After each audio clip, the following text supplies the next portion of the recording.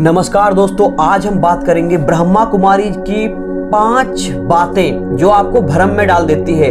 आपको ना इधर की छोड़ती है ना इधर की छोड़ती है। आप बीच में फंस जाते हैं कि मैं ये मानूं या ये मानूं, ब्रह्मा कुमारी की बातें को मानूं या फिर दुनिया की बातों को मानूं। मैं ब्रह्मा कुमारी जो बताते हैं उसकी बातों को पालन करूं या फिर अपने धार्मिक गीता, कुरान और बाइबल इन सब की बातों को मानूं। तो ये क्या है, भ्रम में डाल देती हैं। तो वो 5 बातें कौन सी है जो कि आपको भ्रम में डाल देती है और आप ना इधर सोच पाते हो ना इधर सोच पाते हो, बीच में फंस जाते हो। ठीक है, तो वो 5 बातें आपके लिए जानना बहुत ज्यादा जरूरी है, इसलिए आप अब वीडियो में अंत तक बने रहना आपको बहुत ज्यादा जरूरी है। ठीक है, तो सबसे पहला जो है उनका कि भविष्यवाणियां, ठीक है, जो वो भविष्यवाणियां करते हैं, इससे क्या है, आप जैसे ब्रह्मा कुमारी में शामिल हो जाते हो तो बहुत सारे लोगों को ये भ्रम में डाल देते हैं कि दुनिया 2036 में खत्म होने वाली है। उससे पहले 2020 कुछ में इनका जो है दुनिया खत्म होकर नए युग शुरू करने की बातें चलती थी इनकी। अब जो है 2036 की बात है इनकी कि 2036 में दुनिया खत्म हो जाएगी। इससे पहले जब लेखराज थे, यानी कि दादा लेखराज जब थे इस दुनिया में, तब उनका मानना था कि 1976 में ये दुनिया पूरी खत्म हो जाएगी और नए युग का परिवर्तन होगा। इस वजह से बहुत सारी महिलाएं उनके साथ में हो गई। ठीक है, तो आप भी अगर ये मान करके बैठोगे, अगर आप ब्रह्मा कुमारी सेंटर में जाते हो या फिर उनकी बातों को मानते हो, तो वो आपको बताएंगे कि दुनिया 2036 में खत्म हो जाएगी और परिवर्तन होगा। वो किस तरीके से आपको बताने की कोशिश करते हैं कि देखिए कोरोना महामारी आया, आप देखिए युद्ध चल रहा है, यूक्रेन में चल रहा है युद्ध, उधर जो है इजराइल में युद्ध चल रहा है, गाजा में। ठीक है, तो वो इस तरीके से बताने की कोशिश करते हैं कि आपको लगेगा कि हाँ सच में ही दुनिया खत्म होने वाली है, जबकि ये घटनाएं जो है लगातार कुछ ना कुछ होती रहती है और लगातार परिवर्तित होती रहती है। ये संसार लगातार परिवर्तित है और परिवर्तित होती रहती है और ये 2036 में भी खत्म नहीं होगा। ये बस इसलिए करते हैं ताकि जो है लोग डरें और डर करके जो है ब्रह्मा कुमारी में ज्यादा पालन करें, उनकी बातों को माने और उसमें शामिल होते चले जाएं।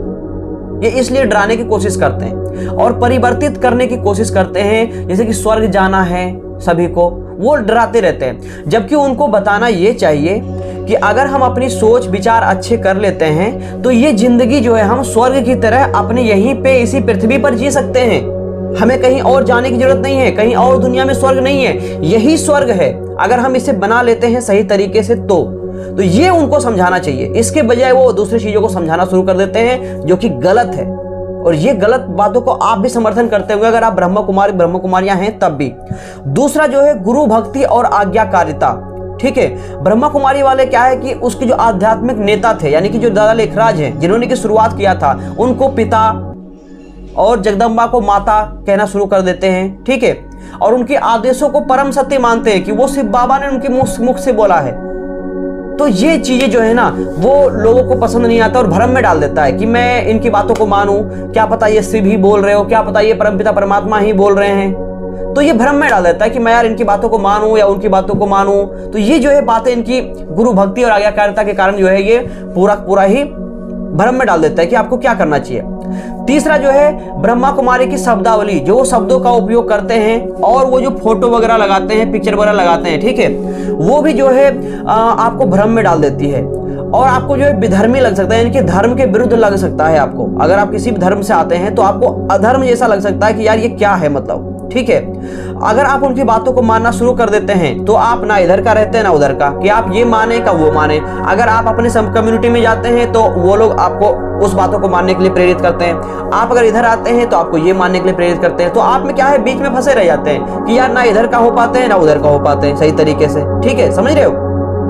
तो इसको भी जो है कुछ लोग, बहुत सारे लोग जो है इसको भी इसमें भ्रम मान रहे हैं कि ये जो है भ्रम पैदा करने वाली बातें होती है इनकी। ठीक है, पांचवा जो है बहुत ही इंपॉर्टेंट है, इसलिए लास्ट तक जरूर देखिएगा। ठीक है, चौथा जो है जीवन शैली और सामाजिक नियंत्रण। ठीक है, ब्रह्मा कुमारी वाले एक साधारण और अनुशासित जीवन शैली का प्रयोग करते हैं। सुबह प्रातःकाल उठना, शाकाहार, ब्रह्मचर्य का पालन करना और मेडिटेशन, ध्यान करना, लगातार कंटिन्यू करना ही करना। तो इससे क्या है, बहुत सारे लोगों के जीवन पर, शैली पर जो है असर पड़ता है और लोग जो है अगर उसका पालन करना शुरू कर देते हैं तो उनका और रूटीन छूटता है, और रूटीन छूटता है तो इधर भी गड़बड़ हो जाती है, ना वो इधर कर पाते हैं ना उधर कर पाते हैं, ना ये इधर का रहते हैं ना उधर का रहते हैं, भ्रम में पड़ जाते हैं कि क्या करें आखिरकार। ठीक है, पांचवा जो है आत्मा का स्थानांतरण, यानी कि उनका कहना है कि आत्मा एक जिद से दूसरे में परिवर्तित होती रहती है, एक शरीर से दूसरे शरीर में जाती रहती है।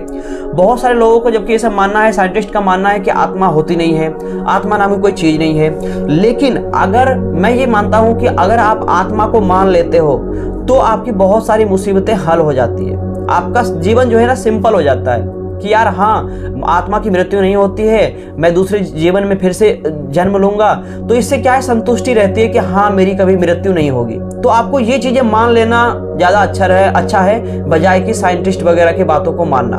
ठीक है, तो अंत तक आप सभी का वीडियो देखने के लिए बहुत बहुत धन्यवाद। ये